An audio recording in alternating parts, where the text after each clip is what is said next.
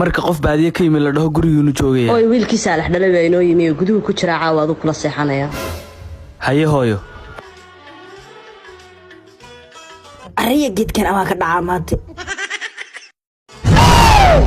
war heeda sariirta tunji ma malaysa maxay tisaa ugu fadhido niyo orod naga soo xilliga hana dhibine in adeero meel la seexdo ma jeedin geedka baa kor seexdaa wada ka dhaca ka waran war waxba ka dhici mayso qof yar baadiyaha saanu jiifso bacdana sariirta hoosteeda gasho warni reer xamarka ayaa aamini jiray kulaha sariirta hoosteeda gasho halka baa isku tuuraya wallahi bilaa laba neef oo xoolaha kala hayba soo xaraastay saguleeyay sariirta hoosteeda gasho yaa la gaada billah colaada inta ka taagantay